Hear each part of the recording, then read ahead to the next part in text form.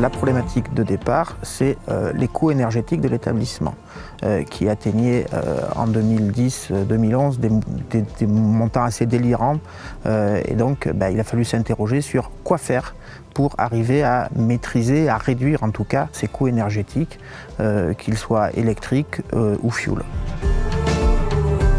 C'est trouvé l'opportunité de l'appel à projet que l'ADEME a lancé avec la région en 2011 sur du solaire thermique pour les établissements de santé. Alors effectivement, l'ADEME a lancé un appel à projet en 2011 avec le conseil régional Aix-Limousin à destination du secteur santé, puisque ce sont des gros consommateurs en eau chaude sanitaire et en chauffage. Et l'intérêt de ce secteur-là, de cette cible-là, c'est que les énergies renouvelables, d'une certaine façon, répondent techniquement et économiquement de façon satisfaisante par rapport à ces besoins.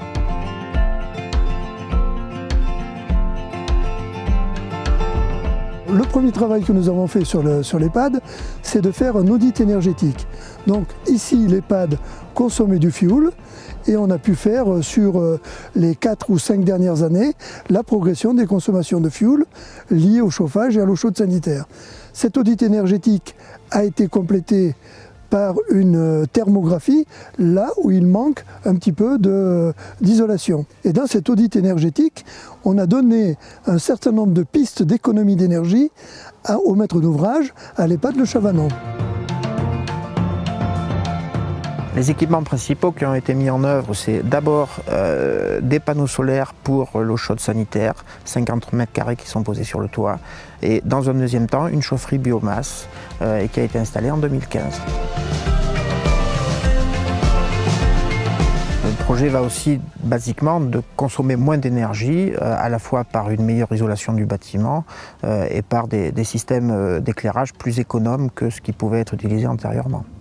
On était beaucoup sur du fluo compact, on est passé sur du LED et il y a indéniablement un gain à la fois en termes de qualité d'éclairage et de coût, de fonctionnement.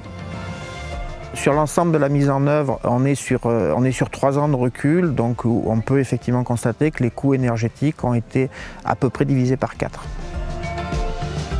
Déjà, l'ADEME nous a accompagnés financièrement sur l'étude de faisabilité, sur les différentes études de faisabilité qui ont pu être menées. Nous a accompagnés bien évidemment de ces conseils très précieux, puisque personnellement je n'y connais pas grand-chose, pour être clair, et également dans le choix des intervenants, bureaux d'études et autres, qui sont intervenus là-dessus. Et bien évidemment est intervenu financièrement en aidant la mise en œuvre des projets.